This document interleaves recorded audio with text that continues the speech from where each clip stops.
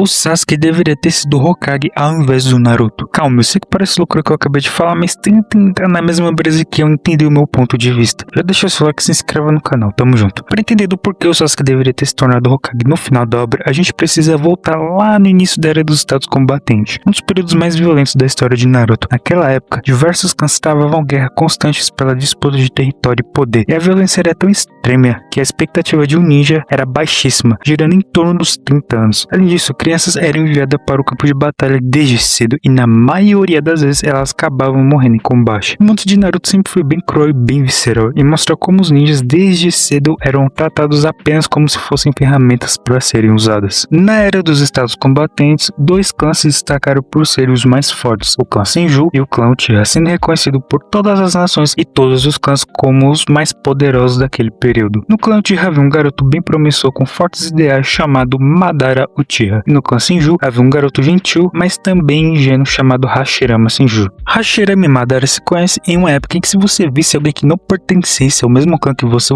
era obrigado a matar essa pessoa, pra você ver o nível da parada da época. Mas mesmo assim os dois desenvolveram uma amizade pois compartilhavam o mesmo sonho, por um fim no ciclo interminável de guerras que consumiu o mundo ninja. Ambos sonhavam com um futuro em que crianças não precisassem mais empunhar armas e morrer em campos de batalha. O futuro em que ninguém tivesse que sofrer a dor de perder seus próprios irmãos. Era esse ideal de paz e de um mundo melhor para as próximas gerações que Hashirama e Madara compartilhavam. Hashirama e Madara, embora crianças, tinham a ideia de como poderia ser esse suposto lugar de paz e sem guerra. Um lugar onde Madara poderia proteger seu irmão e Hashirama o mesmo. Um lugar onde crianças aprenderiam a lutar e a usar jutsus, mas que não fossem enviadas para o campo de batalha tão cedo. No decorrer da Era dos Estados Combatentes, os dois clãs predominantes, Uchiha e Senju, travavam várias batalhas no decorrer de vários anos. E com o decorrer do tempo, tanto Hashirama e Madara haviam se tornado líderes de seus respectivos clãs. No último grande conflito entre o clã Uchiha e o clã Senju, Hashirama propôs uma aliança entre os dois lados. Afinal, os Uchihas e o Senju já estavam em guerra há décadas, acumulando perdas e sacrificando gerações inteiras em um conflito sem fim. Então, exaustos de tantos derramamentos de sangue, os Uchihas aceitaram a proposta de paz. E a partir dessa união, os dois clãs se aliaram ao País do Fogo e deram início à criação de Konoha, um projeto que tinha como objetivo pôr um fim na Era dos Estados Combatentes e construir um mundo onde as futuras gerações não precisassem mais crescer em meio à guerra. Hashirama tinha a idealização de um conceito de uma figura chamada Hokage, um líder que seria o responsável pelo poderio militar da aldeia e seria o seu líder, e que trabalharia juntamente com os senhores feudais, os líderes do País do Fogo, para construir um bom local para se viver. Hashirama inicialmente queria que Madara fosse nomeado como o primeiro Hokage. Como Madara já havia perdido todos os seus 5 irmãos, Hashirama queria que Madara visse todos em Konoha como seus próprios irmãos, sua família, que Madara cuidasse e guiasse Konoha para uma era de paz longa e duradoura. Mas Hashirama, embora fosse inteligente e tivesse boas intenções, não via como o sistema que ele e Madara haviam idealizado de Konoha quando crianças estava sendo construído em volta de um certo preconceito. Com a aliança proposta por Hashirama entre os Senjus e os Uchihas, o País do Fogo e o Senhor Feudal passaram a acreditar que ele, Hashirama, era o verdadeiro fundador de Konoha, e por causa disso, tanto os conselheiros quanto os senhores feudais depositaram mais confiança em Hashirama e no clã Senju, enquanto mantinham uma certa desconfiança em relação aos Uchihas, temendo que eles tivessem poder demais dentro do governo. Então, após a nomeação de Hashirama como primeiro Hokage, assim como esperado, Madara percebeu algo que ninguém, nem mesmo os próprios Uchihas, parecia ter notado: a influência política do clã Uchiha dentro do governo de Konoha estava gradualmente diminuindo. Afinal, como um dos clãs fundadores da Vila da Folha, estaria perdendo tanto espaço? Bem, para Madara a resposta era bem óbvia. Ele já havia percebido que os Uchihas, e principalmente ele próprio, não eram bem vistos pelo País do Fogo. Aos seus olhos estava se formando uma espécie de governo oligárquico na qual apenas determinados grupos concentrariam poder e influência política. Quando Hashirama foi nomeado Hokage, ele chegou a afirmar que gostaria de ver Madara se tornando o segundo Hokage. No entanto, Madara já sabia que isso jamais aconteceria. Ele não possuía o apoio da população. Naquele momento, nem mesmo tinha o apoio de seu próprio clã. Então, diante desse cenário, era apenas questão de tempo até que Tobirama fosse escolhido como sucessor de Hashirama. E na visão de Madara, se isso acontecesse, os dias dos Uchihas estariam contados. A influência política do clã já estava diminuindo, e caso Tobirama, alguém que na perspectiva do Madara nutre um profundo preconceito e ódio e desconfiança em relação aos Uchihas assumisse o poder, seu clã perderia qualquer representatividade dentro do governo e mais cedo ou mais tarde acabaria sofrendo nas mãos do alto escalão de Konoha. Então, temendo esse futuro, Madara chegou a aconselhar os membros do clã Uchiha a abandonarem Konoha antes que fossem colocados sob vigilância dos Senjus e das autoridades da Vila da Folha. No entanto, os Uchihas rejeitaram o pedido de Madara, e é até difícil culpar eles por isso, porque após décadas de guerras e perdas, eles finalmente já haviam alcançado um período de paz, e para muitos deles, aquele período de paz momentânea já era mais do que o suficiente, e abandonar a vila que eles ajudaram a construir parecia impensável. Então Madara deixa a Vila da Folha e alguns anos depois retorna para enfrentar Hashirama, e nesse confronto conhecido como a Batalha do Vale do Fim, Madara acaba sendo derrotado e dado como morto pelas mãos do Hashirama. Afinal, o próprio Madara levou a situação até esse ponto e não deixou muitas alternativas, mas pouco antes do fim dessa luta acontece uma troca de falas muito interessante. Hashirama afirma que não importa quem fosse, um amigo, seu próprio irmão, um familiar ou até mesmo seu próprio filho, se alguém representasse uma ameaça para Konoha, ele não hesitaria em eliminá-lo em nome da vila. Madara então rebate dizendo que Hashirama estava justificando os meios pelos fins. Segundo ele, aquela forma de pensar acabaria se tornando uma escuridão que um dia consumiria Konoha. E olhando para tudo o que aconteceu posteriormente na história da vila, é difícil não reconhecer que havia um fundo de verdade no que Madara estava falando. De certa forma, aquele ideal já carregava uma semente de algo muito mais sombrio que surgiria no futuro. Isso não significa que Madara estivesse completamente certo ou que suas próprias ações fossem justificáveis. Ele possuía uma visão meio distorcida em diversos aspectos e pessoalmente eu considero que foi um grande erro por parte do Madara de continuar alimentando esse conflito com Hashirama ao invés de buscar um outro caminho. Ainda assim é difícil ignorar a forma como a estrutura de poder em Konoha estava sendo construída. Hashirama, mesmo movido pelas melhores intenções, acabou permitindo e consolidando um modelo de governo que, em nome do bem maior da vila, abriu espaço para diversas tragédias ao longo das gerações. Muitas das decisões tomadas posteriormente por Konoha seguiram exatamente essa lógica: sacrificar indivíduos, grupos ou princípios em prol da estabilidade da vila. E talvez seja justamente isso que Madara queria dizer. Não que Hashirama fosse uma pessoa má, mas que esse sistema baseado na ideia de que o bem maior justifica qualquer sacrifício, inevitavelmente acabaria produzindo sua própria escuridão e talvez sua própria ruína. E ironicamente foi exatamente isso que a história de Konoha nos mostrou mais tarde. Então, depois de tudo isso, assim como Madara já havia previsto, Tobirama foi escolhido para ser o segundo Hokage. E aqui, para os Uchihas, começa novamente a desgraça envolvida o clã. Com Tobirama no poder, ele criou a Anbu, uma força especial de inteligência e operações secretas responsáveis por garantir a estabilidade e a proteção de Konoha. Pelo menos era para ser desse jeito. Além disso, Tobirama criou a força policial de Konoha, que seria composta pelos Uchihas. Na visão dele, isso serviria para dar ao clã uma posição importante e conquistar a confiança dos Uchihas, mas na prática a medida contribuiu para afastar ainda mais os Uchihas do centro do governo e diminuir sua influência política cada vez mais, que já não era a mesma da época do Hashirama. A força policial acabou servindo como um pretexto para concentrar os Uchihas em uma única função e facilitar o trabalho da Anbu em mantê-los sob vigilância. Então, esse papo da polícia ser criada para dar mais poder aos Uchihas não passa de uma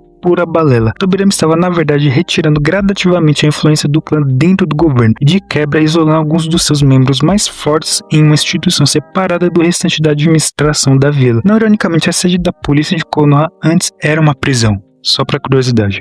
E com isso, alguns Uchihas perceberam a merda que o Tobirama estava fazendo e aos poucos o clã ia sendo empurrado para fora das decisões políticas de Konoha. E já nessa época, alguns deles já começaram a defender a ideia de uma rebelião. E com razão, né? Afinal, poucos anos antes, os Uchihas eram um dos pilares da fundação da vila e dividiam o poder com os Senjus. Mas sob o governo do Tobirama, eles passaram de um dos clãs mais influentes e renomados de Konoha para uma minoria cada vez mais isolada. Mas assim como Madara já havia alertado anteriormente, se os Uchihas não deixassem Konoha naquela época em que ele tentou convencê-los, chegaria um momento em que seria tarde demais para lutar e reivindicar quaisquer direitos. E com o passar dos anos, os Senjus consolidaram o controle total do governo, enquanto o grandioso clã Uchiha se tornou apenas um grupo a ser constantemente vigiado pelo alto escalão da vila. E também não tem como não falar daquele papinho ridículo do Tobirama na qual ele generalizou todo um clã com base em uma teoria biológica e psicológica, tratando os Uchihas como pessoas naturalmente propensas ao extremismo. Essa visão não acabou institucionalizando a desconfiança e contribuiu por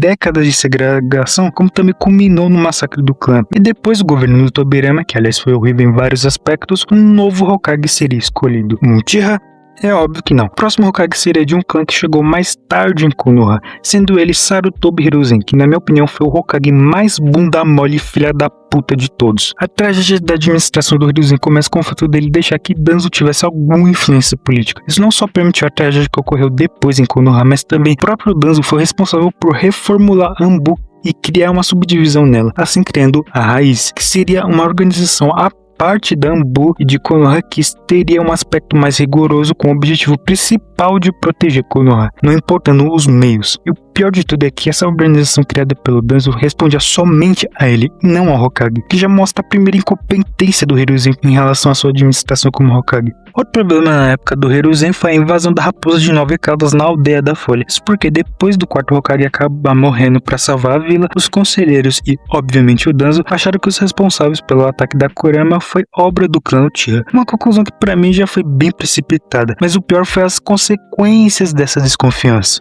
Danzo acreditava que os culpados fossem literalmente exterminados. Nas palavras de Danzo, até mesmo nenhuma criança ou idosos devem ser poupados. Isso tudo com a desculpa esfarrapada de fazer um bem maior para proteger Konoha. E quem seria responsável por fazer esse genocídio? Alguém do alto escalão? Danzo? Hiruzen? É óbvio que não. Eles eram uns merdas que não queriam sujar as próprias mãos. E ao invés disso, colocaram um Uchiha pra fazer todo o trabalho sujo pra eles. Tobirama certamente ficaria orgulhoso dessa decisão, né? Até porque foi a administração dele, como o Hokage, que foi responsável por criar esse radicalismo aos Uchihas. E não dá outra. Infelizmente, Itachi Uchiha é designado pra executar todos os membros do seu clã. Detalhe, o Itachi tinha apenas 13 anos nessa época, uma criança basicamente. E com isso em mente foi fácil, né, manipular uma criança pra fazer essa tragédia inteira. Ah, mas por que o Hiruzen não fez nada? Eu também gostaria muito de saber por que esse velho não fez porra nenhuma. Inclusive, ele viu a merda que tava acontecendo com a Anbu e não fez absolutamente nada, cara. O que me deixa mais puto é o Itachi e pedir alguma outra solução pro clã Uchiha e o Hiruzen meteu foda-se, tá ligado? Na visão de Konoha, era mais fácil fazer um genocídio do que usar da diplomacia pra impedir uma guerra civil. Ah, mas o Hiruzen queria fazer isso. E por que não fez? E não deu outra. Houve, infelizmente, o extermínio do clã Uchiha e Itachi ficou com a imagem de ser uma das pessoas mais repugnantes para todos em Konoha para sempre. Claro que ele não conseguiu matar Sasuke também. Eu não vou nem aqui falar da merda do Danzo de pegar o olho do Shisui para além de ganhar poder, ele queria impedir o Shisui do massacre que estava sendo planejado. Fora os experimentos com vários Sharingans no próprio braço. De onde você acha que ele conseguiu aqueles Sharingans, né? Essa porra era a mesma coisa que o Orochimaru, talvez até pior, porque ele teve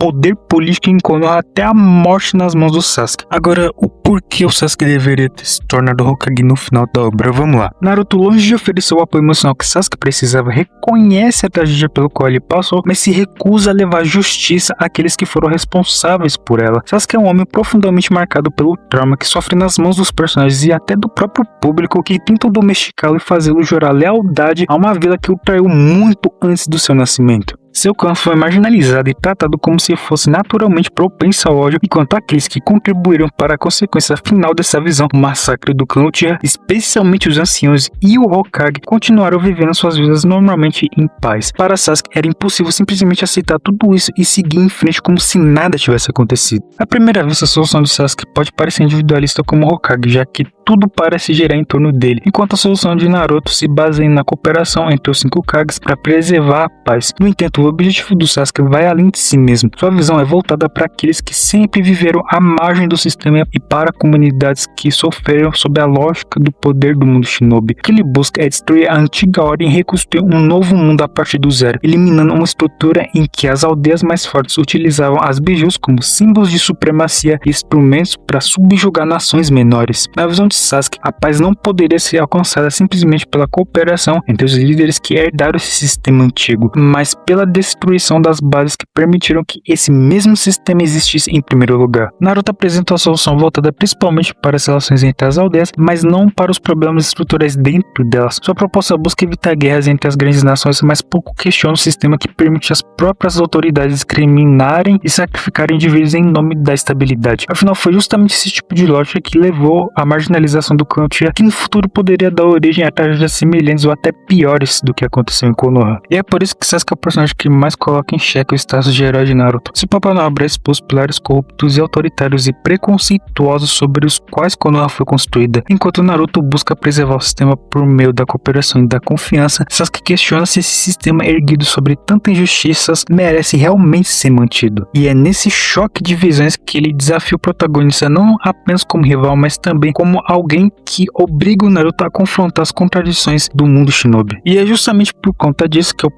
eu sempre achei que o Sasuke deveria ter sido o Hokage no final da obra. Não porque ele fosse perfeito ou porque todas as suas ideias estivessem corretas, mas porque ele era o personagem que mais entendia as falhas do mundo shinobi. Diferente do Naruto, que cresceu sonhando em ser reconhecido pelo mesmo sistema que tornou a vida dele um inferno quando criança. Sasuke conheceu em primeira mão as consequências mais brutais desse sistema e compreendeu que paz e justiça não são necessariamente a mesma coisa. E pra mim seria muito mais realista e palpável ver alguém que experimentou pelo lado de Konoha assumir a responsabilidade de reconstruí-la. Alguém que perdeu a família por causa das decisões da própria vila. Alguém que descobriu segredos que os líderes esconderam, que percebeu como o medo e o preconceito pode destruir uma comunidade inteira. Afinal, quem melhor para impedir que uma tragédia semelhante aconteça novamente do que alguém que foi vítima dela? Naruto desejava proteger a paz existente. Sasuke desejava impedir que as causas das tragédias fossem esquecidas. E na minha visão, o Hokage que conhece as cicatrizes deixadas pelo sistema e se recusa a ignorá-las é uma conclusão muito mais interessante e até mais humana do que simplesmente entregar o cargo a um personagem que no fim das contas decidiu preservar quase tudo como estava. Talvez Sasuke não fosse o Hokage mais amado e nem o mais carismático, mas seria pra mim o Hokage mais simbólico, porque sua ascensão não representaria a vitória de Konoha sobre seus erros, mas o reconhecimento deles. Seria a prova que o garoto que perdeu tudo por causa da vila não precisaria se curvar a ela para ser aceito. Pelo contrário, seria a própria vila que finalmente teria que reconhecer seus pecados e confiar o seu futuro àquele que mais sofreu por causa deles.